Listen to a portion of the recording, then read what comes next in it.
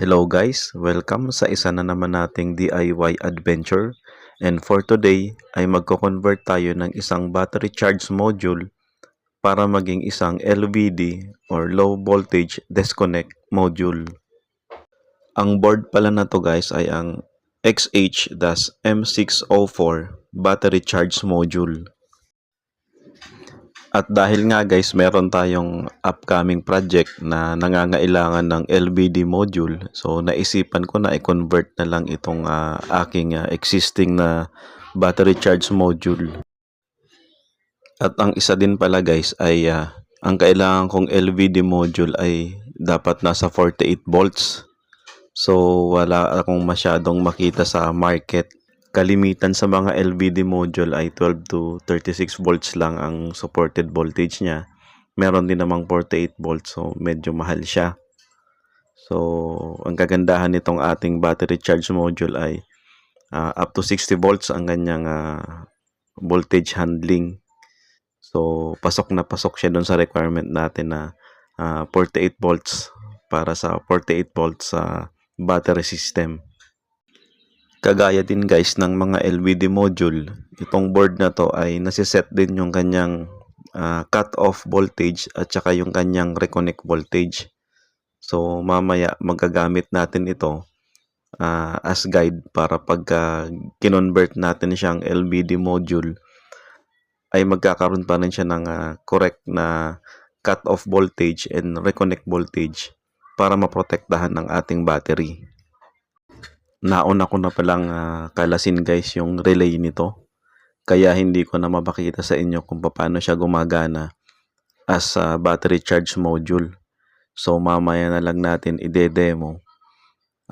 Pag nabuo na natin, pag na-convert na natin siya as low voltage disconnect module na lang. So bago tayo mag-convert guys, kailangan muna natin alamin kung ano yung pinagkaiba nila sa LVD tsaka itong si battery charge module. Ito kasing si battery charge module, pag inabot niya na yung kanyang specified voltage ay nagka-cut off siya. So mataas na voltage from mababang voltage, so mataas na voltage and then magka-cut off siya. Si LVD naman ay kabaliktaran. So from mataas na voltage ng battery, habang bumababa o nagbabawas yung kanyang capacity at voltahe, ay mag-cut off naman siya.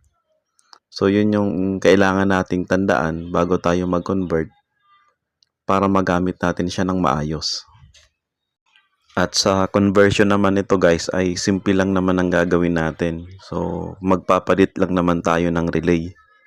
Pero bago tayo magpalit guys, ay kailangan muna nating aralin at alamin kung paano gumagana ang kanyang relay at anong klaseng relay ang ginamit niya. At ayan guys, makikita nyo yung dalawang board. Ayan yung itsura nila. So medyo iba yung nila, layout. So mapapansin nyo, ibang relay din yung ginamit sa bawat isa. So kailangan muna nating alamin kung paano ba nila ginamit yung relay. At ito na nga guys, yung charging board natin ay gumamit ng 4-pin normally open relay. So kailangan natin itong tandaan kasi ang normally open relay ay lagi siyang naka-open or naka-off position pagka walang power. So pag nagka-power naman siya, doon lamang siya magko-close. So mahalaga ito para makuha natin yung effect na kailangan natin mamaya or output na kailangan natin mamaya. At makikita nyo guys sa ating relay, yung pin number 1 at number 2, yun yung contacts natin or para bang switch kung tawagin. So siya ay normally open.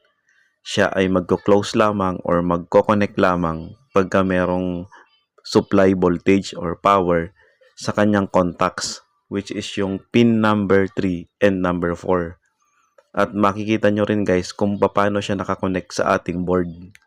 At tandaan natin guys na pag nagpa-function itong board na ito, habang mababa pa ang voltage ng ating battery, ay laging energized or naka-on ang ating relay.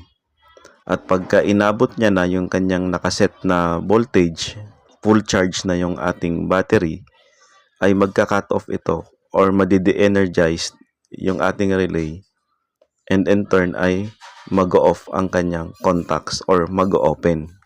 At dahil kabaliktaran yung ating kailangan na pagka mababa ang voltage, doon siya mag-disconnect, at pagka mataas ang voltage, doon siya magko-connect para mag-isang LVD. So kailangan natin guys magpalit ng relay. At ito na nga guys, ang gagamitin nating relay ay yung 6-pin relay.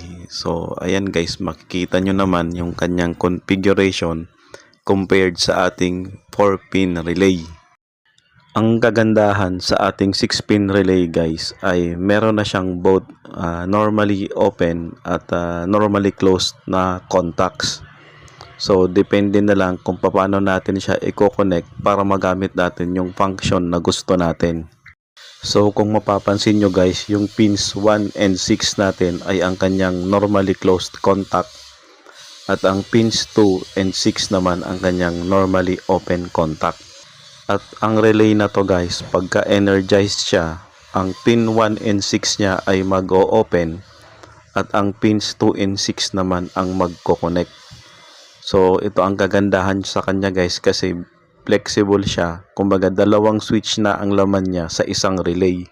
At yung pin number 5 and 6 naman natin guys ay connected naman yan. Internally connected yan. So kahit saan pwede kang mag-connect dyan. Pero ako ay prefer na lang yung pin number 6 para mas maluwag. At kagaya nga guys ng nasabi natin kanina, ang charging board natin ay energized ang kanyang relay pagka mababa ang voltahe, at naka-off naman siya pag mataas ang voltahe. So dahil sa ganyang logic, kailangan natin gamitin ay ang normally closed ng ating 6-pin relay.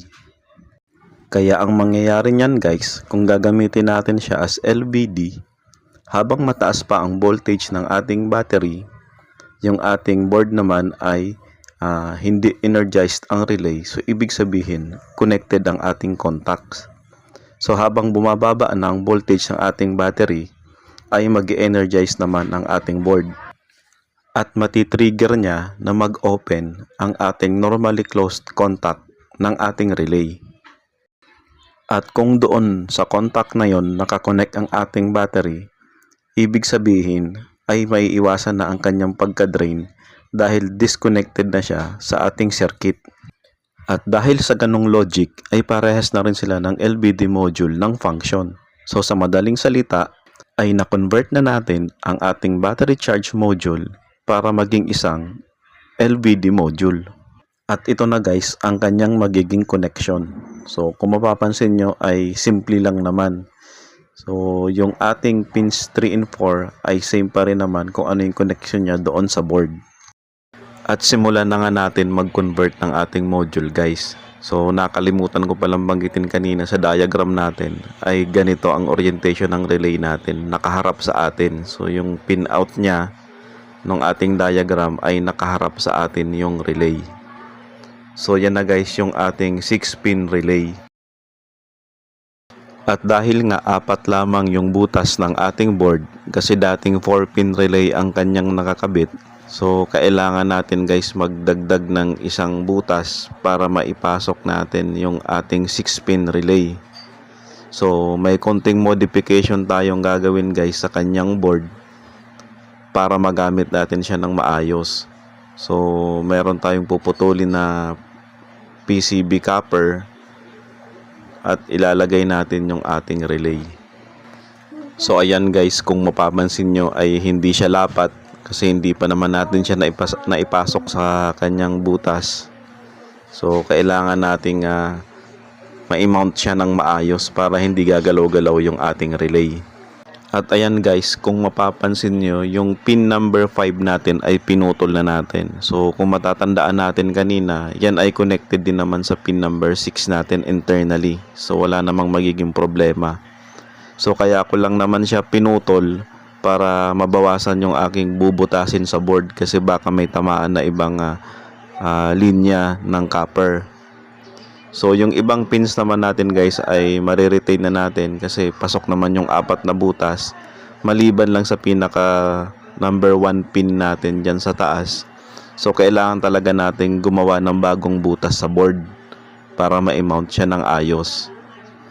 So ayan guys, makikita yung board natin. So 4 lang na butas, no need na natin magbutas dyan banda.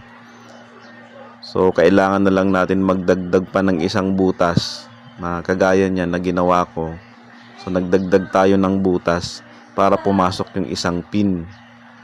So kung makikita nyo guys ay nagputol na rin ako sa linya ng PCB, yung copper, kasi hindi na natin kailangan yan. So ayan guys, makikita nyo pinutol na natin yung linya.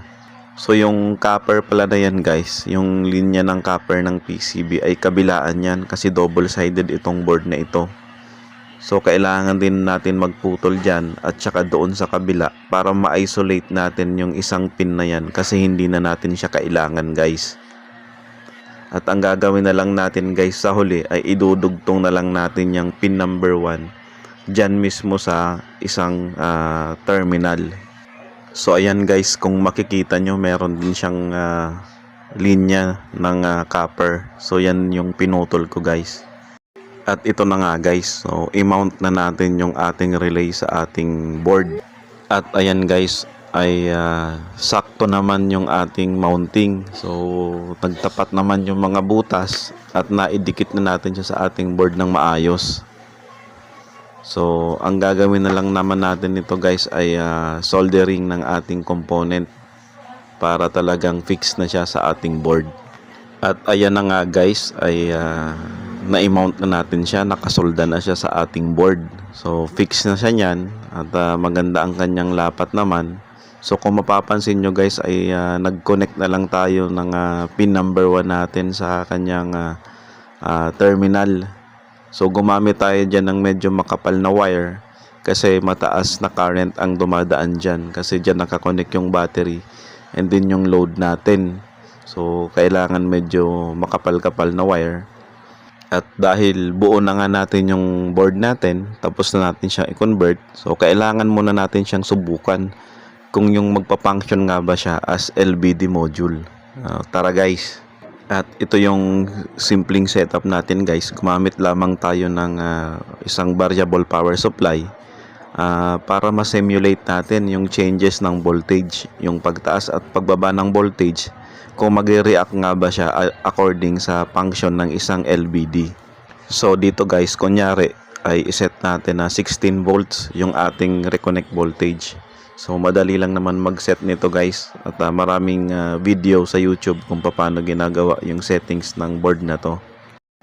At ngayon guys, iset naman natin yung kanyang disconnect voltage sa 14 volts.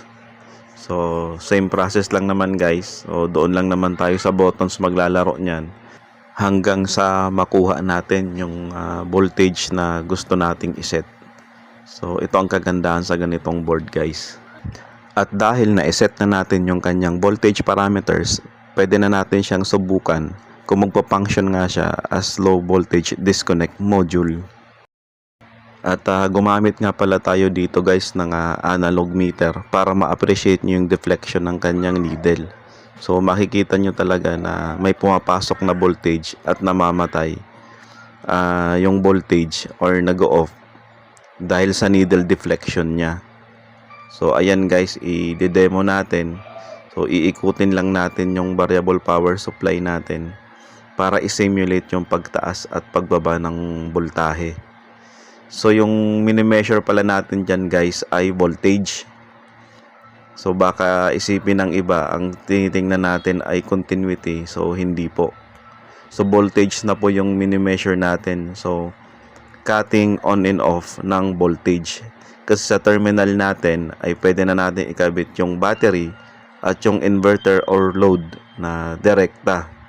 So ang kina-cut off po ni relay ay yung voltage mismo. So ayan guys, makikita nyo naman, energize siya, madi-de-energize, and then papasok ang voltahe. So around 16 volts. So meron tayong voltahe doon sa ating output. Ayan guys, yung output natin. So yan naman yung source natin kumbaga. So pwedeng yan yung battery natin ay yan dyan natin ilalagay. At yun naman yung output, doon natin ilalagay yung inverter. So ayan guys, sa state na yan ay connected tayo. Kumbaga mataas pa yung voltahe ng ating battery. So yun ay pagka binababaan natin yung voltahe, ay dapat magka-cut off yung ating relay. So dyan sa meter natin dapat magdi-display na wala ng voltahe. So ayan guys, habang binababaan natin yung voltahe, kumbaga habang bumababa ang battery voltage mo at ma-reach niya yung threshold, ayan, mag-off yung ating relay. So naka-off yung ating output, pero kung mapapansin nyo guys, naka-on yung ating ilaw. Energize yung relay natin, pero naka-off ang kanyang contacts. So yun yung kahalagahan guys kung bakit gumamit tayo ng normally closed na relay. So hindi siya energized, nakapatay yung LED guys, makikita nyo, pero meron tayong voltage output. So yun yung logic doon guys kung bakit gumamit tayo ng normally closed na relay. So para magaya natin yung result na ginagawa ni LBD. At dahil dyan guys, successful naman yung ating conversion. So sana may natutunan kayo guys sa video na ito. So kindly like and share na lang guys. At maraming salamat sa inyong panonood.